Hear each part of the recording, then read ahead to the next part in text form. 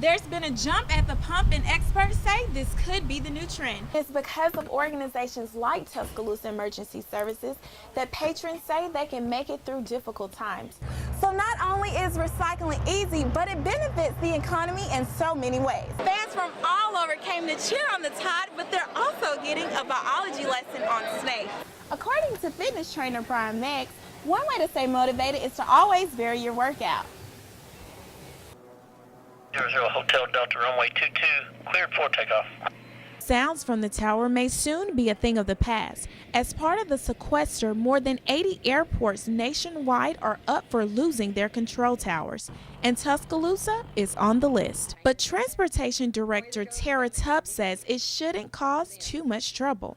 Now, our airport won't close down. They'll just have to use, instead of using the tower to control them landing and taking off, they'll have to use the visual flight rules. The control tower guides the planes in the air, landing and takeoff, something one pilot says is needed for safety. When I came in here a little bit ago, there were 6 other airplanes around the airport here, and without the tower there, directing the traffic around, and you get inexperienced pilots and stuff. It can get a little dicey. Randy Galt with Bama Air says even though many airports run without a tower, he fears less business could be an ending result. His concern will obviously be loss of revenue from people who will not come simply because we don't have an active tower. And though it may not be an issue now, a game plan for game days will have to be put into effect. I think we'll have to really look into the ways that we handle game day football traffic at the airport. There's some games that we can have several hundred planes land out there, so we're really going to have to look at a detailed safety plan for how to handle that if we don't have our tower. We're really pulling hard that they come up with something to keep our tower open. And we know all the tower guys too. That's going to be it's devastating for them. They're losing their job. So we're pulling for a better action. I hope something else comes up to save the situation. A solution that may be far off in the distance. Reporting in Tuscaloosa, Lauren Woods, WVUA News. Apples, bananas, and pears. Food you see every day in your local grocery store. But are you picking it up or passing it by?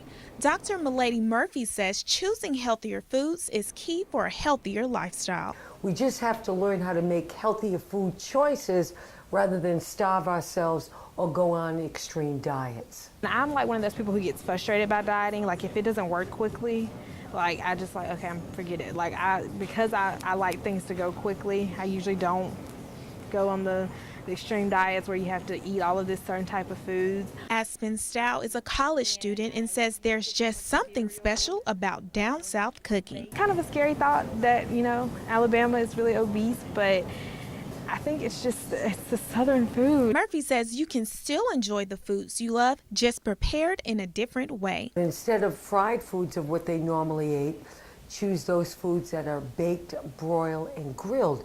That will cut the calories anywhere between 35 to 50% in helping people manage their weight. And remember to get active. Walking is the simplest thing that we can do in burning calories. Just get up and move. Hopefully this move will get us to a better state. Reporting in Tuscaloosa County, Lauren Woods, WVUA News.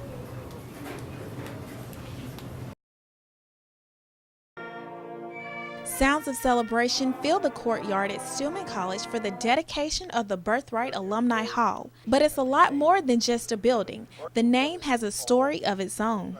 The Birthright were slaves and very much interested in education and Presbyterianism. Charles and Betty Birthright were both freed slaves living in Missouri who had a passion for education.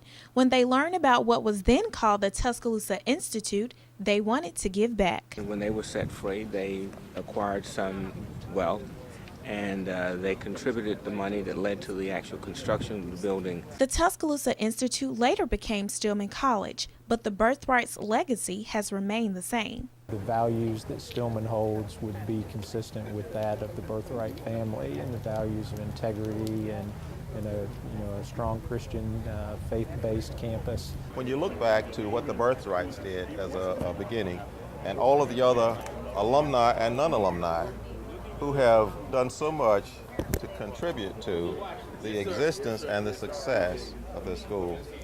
It just makes me feel proud to be a part of it. That giving is still part of Stillman, decades later.